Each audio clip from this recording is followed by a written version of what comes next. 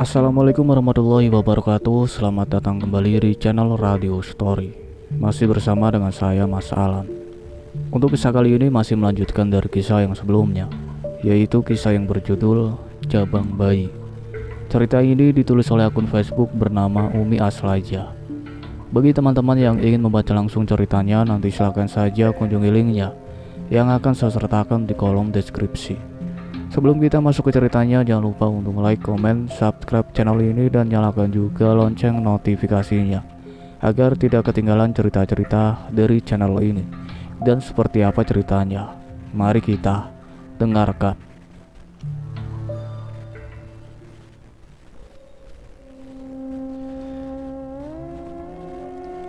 Galih menemui Rena yang berwajah pucat, bibirnya membiru dengan mata terpejam. Sayang, ini aku sayang. Kamu kenapa? Ada apa?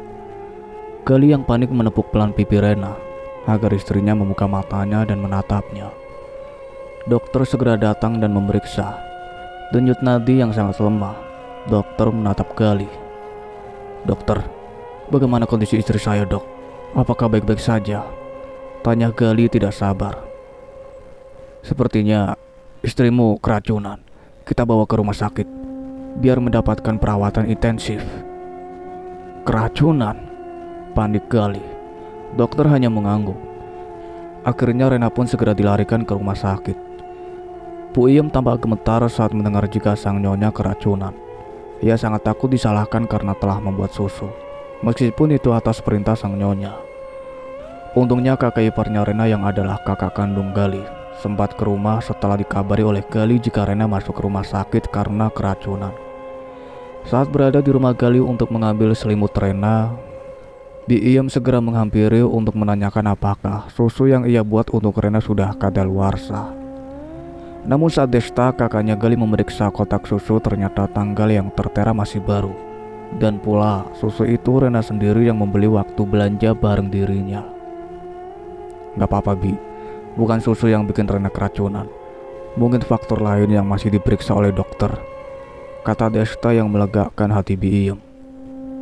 Oh, syukurlah, Bibi sangat takut. Desta tersenyum dan segera pamit untuk segera ke rumah sakit. Di sana sudah ada mamanya, juga mamanya Rena. Mereka tampak cemas, apalagi Galih yang terus mondar-mandir.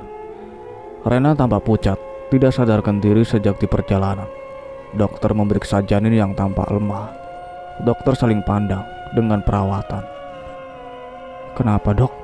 Tanya perawat curiga. Gak apa-apa, kamu catat saja sesuai arahan saya tadi.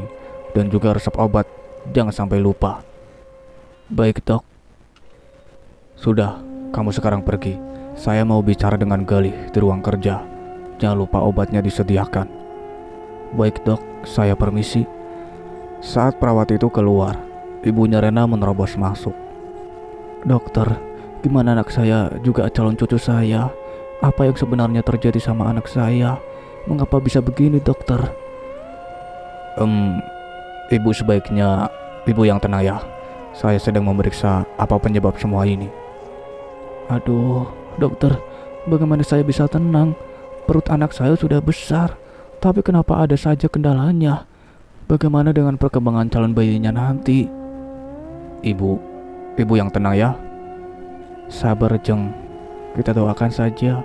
Semoga Rena juga calon bayinya akan baik-baik saja ya. Tiba-tiba besannya yang adalah ibunya Galih segera merengkuh bahunya agar besannya itu tenang. Gimana ini Jeng? Gimana? Sudah, tenang dulu. Yuk kita duduk dulu. Di sini ada dokter yang akan segera mengatasi masalah ini. Pasti dokter akan melakukan yang terbaik untuk Rena dan calon bayinya, ucap ibunya Galih. Dokter mengangguk. Setelah itu ibunya Rena sedikit tenang. Dokter segera mengajak Galih ke ruang kerjanya. Bicara serius dan Galih tampak terdiam. Rena tersadar. Ibunya yang selalu berada di sebelahnya tampak tertidur sambil memeluk tangannya. Namun ibunya tampak tertidur pulas. Ia tidak tahu ketika Rena sadar. Tapi Rena berkerut dahi saat mendengar suara tangisan bayi yang begitu memekakan telinga. Bayi siapa sih dibiarkan menangis seperti itu? Kumam Rena yang merasa sangat terganggu. Ia ingin bangun, namun tubuhnya terasa begitu lemas. "Ma, Mama," panggilnya, mencoba membangunkan ibunya. Tapi ibunya tidak bergeming, sementara suara tangisan bayi semakin menjadi. "Duh, bayi siapa sih? Berisik sekali," ucapnya kesal. Ia melirik tangannya yang diinfus. Tidak ada siapapun di ruangan tersebut selain mamanya. Kemana Galih? Mengapa tidak ada di ruangan? Padahal ia ingin sekali mengatakan jika ia merasa terganggu dengan suara tangisan bayi. Mama, tolong Mama bangun. Ini berisik sekali, Ma." Rena coba menepuk tangan mamanya pelan, tapi tetap saja tidak bergerak. Rena melirik pada jam dinding yang menunjukkan waktu pukul 2 sore. Kemana dokter dan para perawat? Mengapa tidak ada yang memeriksa dirinya? Rena merasa sangat kesal dibuatnya. Suara bayi menangis seakan tidak berhenti sedetik pun, membuat telinga Rena sakit. "Diam, berisik tahu," jeritnya. Saat itu kebetulan Galih masuk. Ia terkejut melihat Rena sudah sadar. Saat itu mamanya juga terbangun. "Oh, kamu sudah sadar ya sayang, syukurlah," ucap ibunya sambil tersenyum mengelus rambutnya lembut.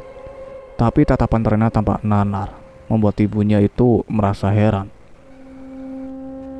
Rena sayang, kamu kenapa nak?" tanya ibunya sambil menepuk pipi Rena pelan. Berisik, teriak Rena mengejutkan ibunya juga Galih. Sayang, kamu kenapa? Ada apa sayang? Siapa yang berisik?" tanya Galih coba menenangin istrinya yang mulai panik. "Galih, tolong suruh bayi itu diam. Aku pusing mendengarnya. Suruh diam, Galih," ucap Rena dengan nada suara yang tidak biasa. Tidak lagi mesra, nada penuh amarah juga kekesalan. "Bayi siapa? Tidak ada suara bayi. Tidak ada sayang. Iya kan, Mah?" ucap Galih sambil bertanya kepada mertuanya untuk menjadi saksi bahwa tidak ada suara bayi. "Aku mendengarnya dari tadi. Ia menangis tiada henti. Berisik sekali. Aku tidak tahan lagi," ucap Rena ngotot, merasa kesal karena Galih tidak percaya bahkan tidak mendengar. Sudah, kamu tenang ya. Mungkin itu hanya ilusi kamu saja sayang," ucap Galih dengan lembut. Tanpa diduga Rena menepis tangan Galih dan mendorongnya, hingga tubuh Galih terjajar mundur. Melihat itu sontak ibunya merasa kaget. "Galih, cepat panggil dokter. Cepat Galih," seru mertuanya yang merasa ada yang tidak beres. Galih berlari panik. Rena mulai berontak, tidak beraturan, menutup telinganya dengan kedua tangannya sambil terus berteriak hentikan. Ibunya Galih dan Desta yang baru pulang beli cemilan juga buah dari supermarket spontan panik melihat apa yang terjadi. Rena terus berteriak sambil berontak ingin lari. Panik, dokter segera menyuntik dengan obat penenang dosis tinggi. Tidak lagi memikirkan pada jabang bayi yang keadaannya sangat lemah. Semua itu dokter lakukan agar Rena tenang dan tidak membahayakan janinnya. Akhirnya Rena terkulai dan tidak sadarkan diri dalam pengaruh obat. Semua tampak menarik nafas dalam, saling bicara penuh ketegangan. Galih segera keluar dan duduk di kursi panjang. Saat itu papanya Rena datang dengan wajah tegang. Galih segera menyambut dengan sungkan. "Gimana keadaan Rena, Galih? Apakah dia baik-baik saja?" tanya papanya Rena dengan cemas. Sekarang sudah tenang, Pak." "Maksudnya? Tadi kenapa? Ada apa? Apa yang terjadi?" Saat itu istrinya keluar, segera nenangin suaminya yang merasa cemas. Galih segera ke toilet untuk melarikan diri dari kecemasan yang entah apa. Menatap wajah di cermin besar yang ada di hadapannya, Galih membasuh wajahnya, kembali menatap cermin. Tiba-tiba suara pintu terbuka. Galih tersentak kaget, namun segera tenang karena ia berada di tempat umum yang pastinya banyak orang yang masuk ke toilet. Namun saat ia sadar tidak ada yang masuk dan pintu kembali tertutup, Galih celingukan. Mungkinkah angin? Galih berpikir positif, bisa saja angin yang membuka pintu tadi dan menutupnya. Rena kembali tersadar jam 1 malam. Semua sudah tertidur pulas. Sesekali dokter memeriksa, dan setelah dokter itu beranjak pergi, Rena tersadar. Namun seluruh tubuhnya tidak bisa ia gerakkan. Kaku. Rena berpikir, mungkinkah itu akibat dari obat penenang yang disuntikan pada dirinya oleh dokter. Tampak Galih tertidur di sofa panjang, mamanya dan mama mertuanya tidur di kasur busa. Mereka menempati ruang VVIP yang ada sofa, kasur busa, juga TV. Sementara ini TV yang nonton manusia yang sedang tidur. Rena mendengar suara TV yang volumenya tidak terlalu kencang, melirik pada Galih dengan ekor matanya. Tiba-tiba lampu berkedip-kedip, Rena mengerutkan keningnya. Biasanya yang ia tahu dan nonton di bioskop di film horor. Jika lampu tiba-tiba berkedip pasti akan keluar hantu. Rena coba untuk bangkit meskipun sekujur tubuhnya terasa kaku. Ada rasa takut dalam kesunyian yang mencekam. Mama. Tiba-tiba ada suara bocah kecil yang memanggil mamanya. Entah bocah siapa. Rena melirik kanan kiri tidak melihat ada bocah. Tapi saat melihat ke atas, Rena terkesiap. Karena di dekat lampu tampak ada bayi yang bergelantungan di atas plafon. Rena menatap panik. Tampak bayi merah itu menatap Rena dan menyeringai dengan deretan giginya yang runcing. Dan bola mata besar menyala. Sementara tali ari-arinya ia genggam dan diseret kemanapun ia pergi, sambil meninggalkan noda merah di setiap ia hinggap. Jangan ganggu aku. Tolong.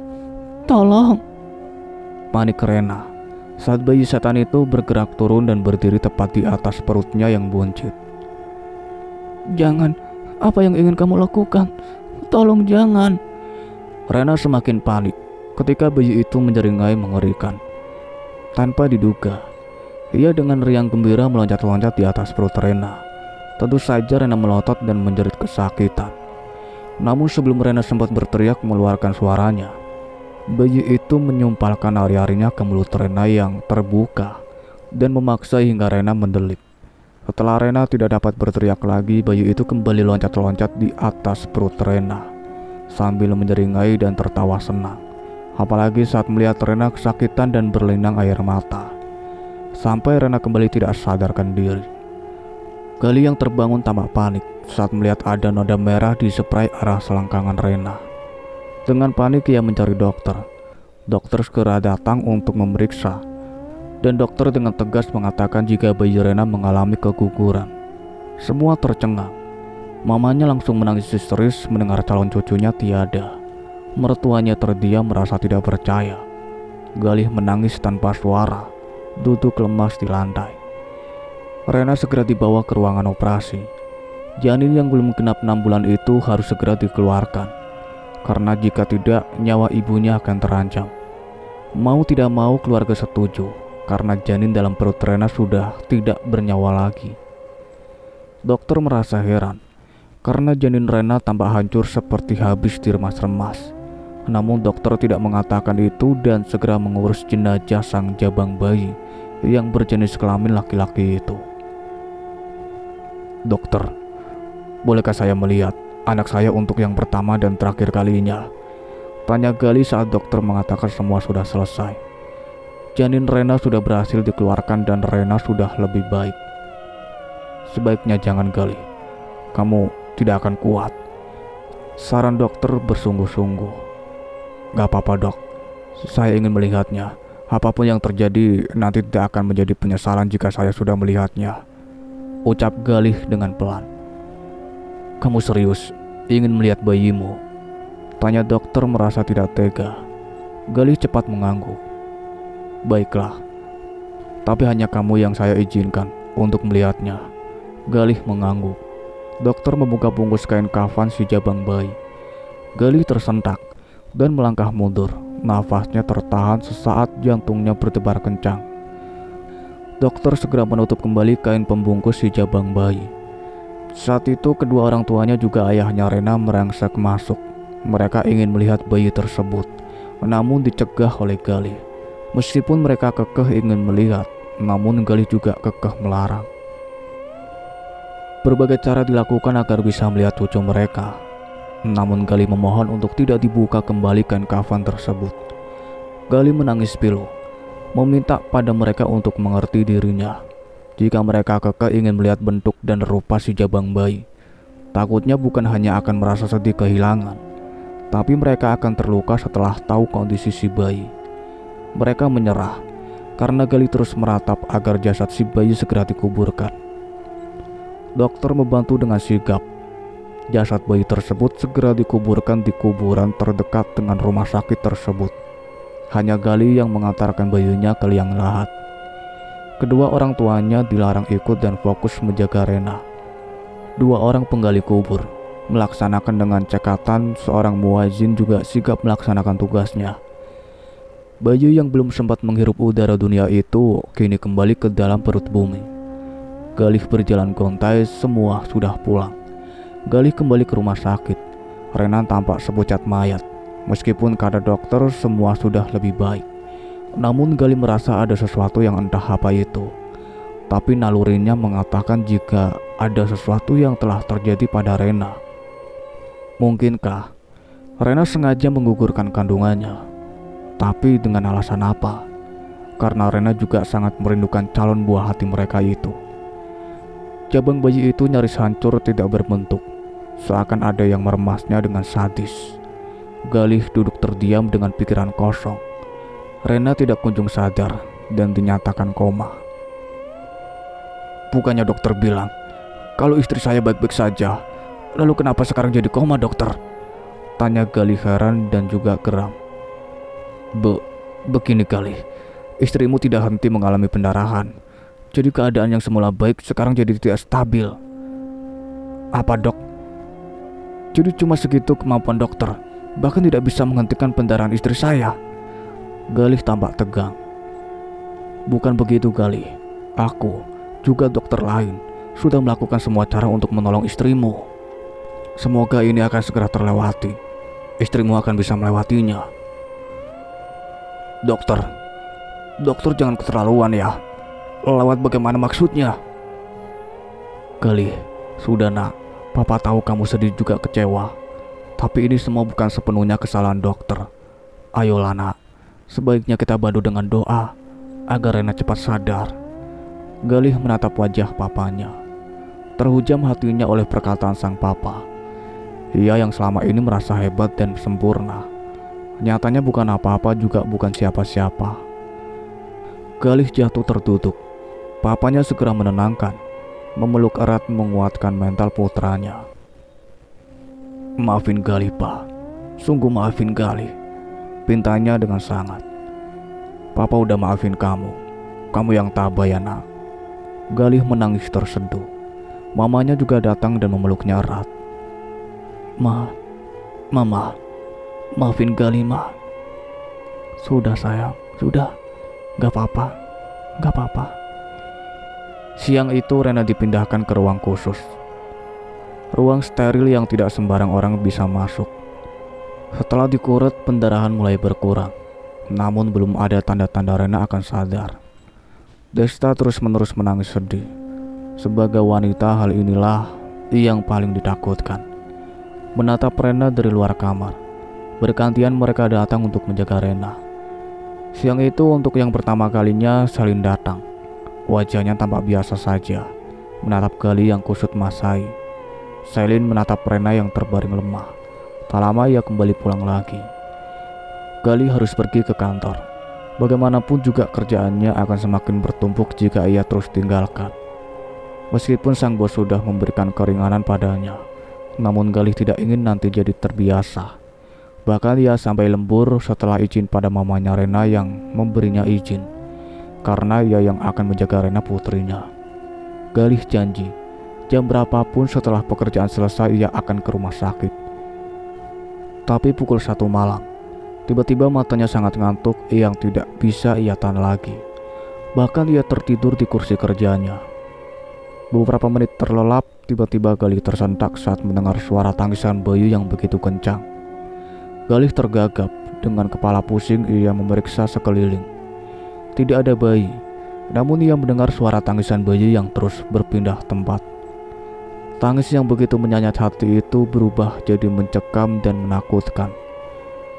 Galih merasa sekujur tubuhnya merinding. Segera ia bangkit, namun tiba-tiba saja sekujur tubuhnya terasa kaku. Galih melotot, merasa tidak percaya dengan apa yang terjadi. Mencoba dan terus mencoba untuk bergerak, namun tidak bisa. "Tolong, tolong!" teriaknya, berusaha untuk meminta pertolongan pada security atau office boy. Namun ternyata suaranya tercekat di tenggorokan. Dan saat itu ia melihat di lantai tampak makhluk kecil mungil, tengah merayap sambil menarik tali ari-arinya yang memanjang mengikutinya. Makhluk apaan tuh?" Batinnya bergetar. Matanya melotot seakan mau copot ketika sosok itu menatapnya dengan tatapan tajam penuh dendam. Tiba-tiba makhluk yang mirip bayi tapi menyeramkan itu meludah tepat di wajah Galih. Tapi sungguh aneh, ludah itu sangat di luar nalar. Mustahil sekali, makhluk sekecil itu bisa meludah hampir 1 gelas. Itu juga bukan berbentuk cairan air liur, tapi darah kental yang berbau amis tajam. Wajah Galih penuh dengan darah, hingga mengotori pakaiannya. Galih tergagap, ingin sekali mengusap wajahnya yang kebetulan matanya tertutup oleh cairan tersebut. Tapi sayang sekali, kedua tangannya tidak bisa bergerak, dan 1 kali loncatan sosok mengerikan itu sudah berada di hadapannya. Galih semakin panik saat melihat sosok itu dari sela matanya yang sedikit memincing tertutup cairan kental yang baunya luar biasa, membuat perut Galih terasa mual semual-mualnya. Wajah sosok itu sangat mengerikan. Kepalanya lebih besar dari tubuhnya. Terlihat limbung kebesaran kepala yang memiliki sepasang mata besar menyala merah. Juga mulut yang tidak lazim yang bibirnya hampir mencapai telinganya. Seperti boneka Labubu, persis dan seram. Belum lagi sekujur tubuhnya yang seperti baru dikuliti. Tampak cairan merah terus menetes tiada henti dari sekujur tubuhnya. Sepasang tangan kecil yang tidak sesuai dengan ukuran kepalanya. Tangan itu terlihat seperti ranting kering namun berkuku tajam warna hitam. Perlahan tangan mungil itu meraih pipi Galih, mengusapnya perlahan. "Papa, ini aku anakmu," ucapnya lirih. Galih mendelik, merasa tidak mungkin bayi yang baru dikubur sudah menjadi hantu. "Gimana papa? Aku cakep kan?" Galih mengangguk dan menggeleng. Tiba-tiba tawanya membuat sekujur tubuhnya merinding. Perlahan tangan itu mengusap bibir Galih dan memasukkan dengan paksa tangan mungil itu ke dalam mulut Galih. Tapi saat itu Galih tergagap dan terbangun dari mimpi buruknya. Segera ia bangkit dan menatap sekeliling. Tidak ada apa-apa di sana. Juga tampak di luar security sedang bermain ponsel. Galih terbangun segera untuk pulang. Masa bodoh dengan setumpuk pekerjaan. Segera ia keluar dan hanya mengangguk saja saat security menyapanya. Galih membawa mobilnya menuju rumah sakit. Namun di jalan tiba-tiba mobilnya berhenti mendadak karena ada sesuatu berkelebat terbang di depan kaca mobilnya. Tidak begitu jelas, namun sepertinya makhluk itu terbang sambil membawa sesuatu yang bergelantungan di tubuhnya. Galih terkesiap dan segera tancap gas. Sepanjang jalan jantung tidak berhenti terus berdebar kencang. Darahnya berdesir tidak karuan ditambah lagi merinding sekujur badan. Rasanya tidak sabar untuk melihat kondisi Rena sang istri. Kecemasan yang berlebihan membuat Galih sering blek. Bahkan tersantung kaki sendiri dan itu hampir membuat dirinya celaka. Bayangan sosok mengerikan berwujud bayi itu terus menghantui. Seakan terus mengikuti dirinya kemanapun pergi. Sampai di tempat parkir rumah sakit, Galih merasa sedikit lega. Setelah menghentikan mobilnya di tempat parkir, Galih mencoba untuk mengatur nafas agar bisa serileks mungkin. Membuka pintu mobil dan melangkah keluar dari dalam mobil. Namun Galih merasakan hal aneh yang adalah kaki kirinya terasa berat. Entahlah, Galih memperhatikan kaki kirinya seperti ada sesuatu yang menggandol di kakinya itu. Setelah memastikan tidak ada apapun, Galih lanjut melangkah. Tapi kakinya semakin berat dan membuat ia terpincang-pincang dengan sebelah kakinya setengah diseret. Untuk mencapai kamar di mana Rena dirawat, Galih harus naik menggunakan lift karena posisi Rena berada di ruangan lantai 4. Dalam lift, Galih mencium bau amis darah bercampur dengan bau busuk.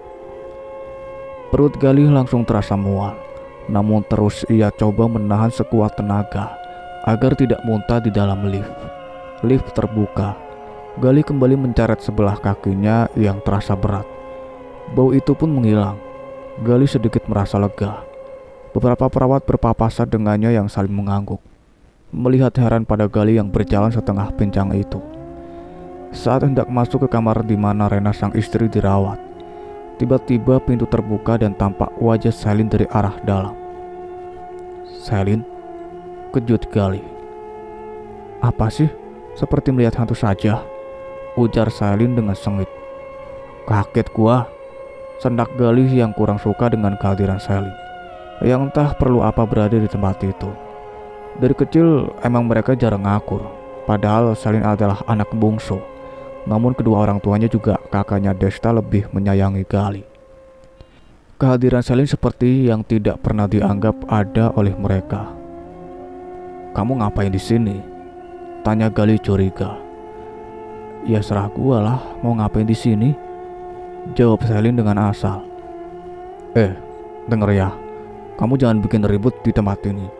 Sebaiknya kamu pulang daripada bikin kacau saja." Selin menarik nafas dalam, melipat kedua tangannya di depan dada, menatap lurus wajah Galih yang adalah kakaknya yang beda usia terpaut 8 tahun. Sementara Galih dengan Desta terpaut usianya hanya 3 tahun.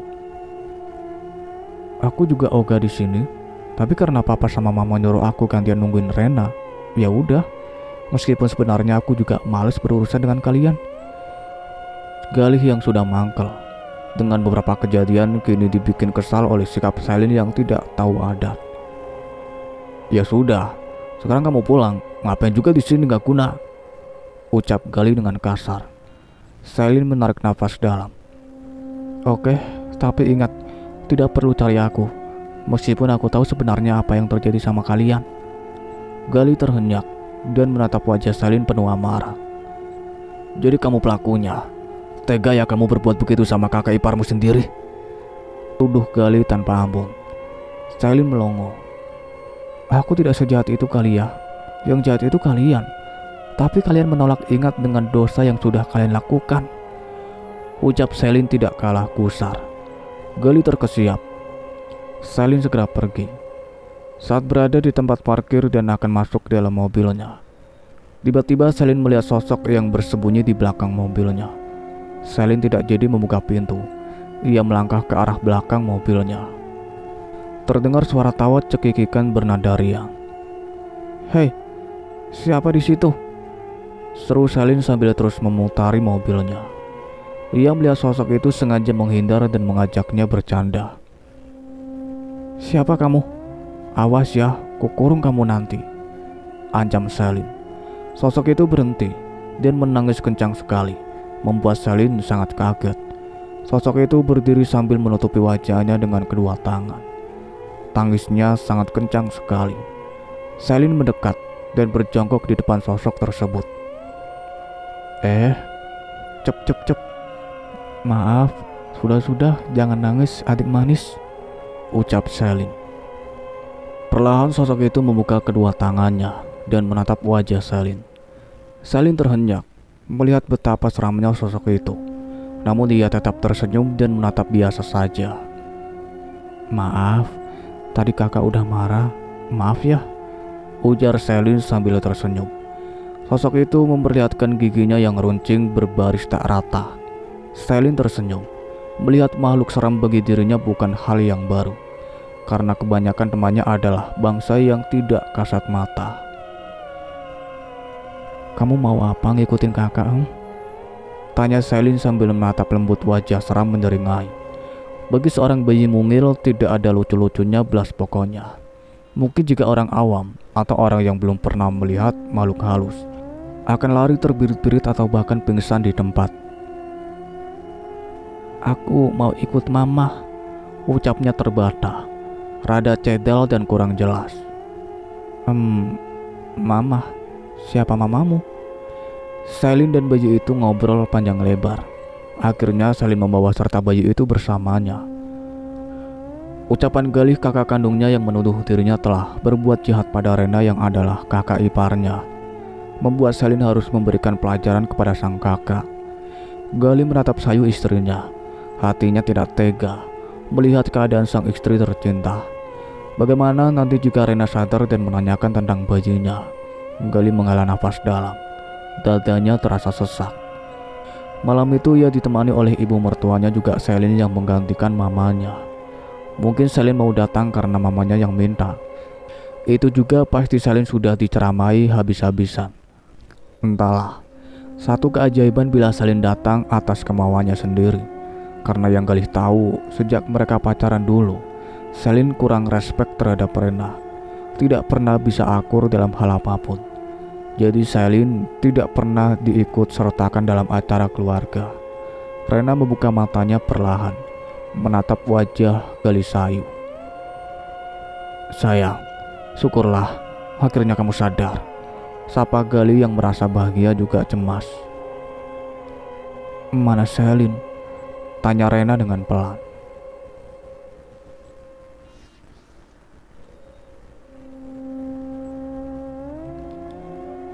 Cukup sekian ceritanya sampai di sini, nantikan kelanjutan ceritanya. Saya akhiri, wassalamualaikum warahmatullahi wabarakatuh.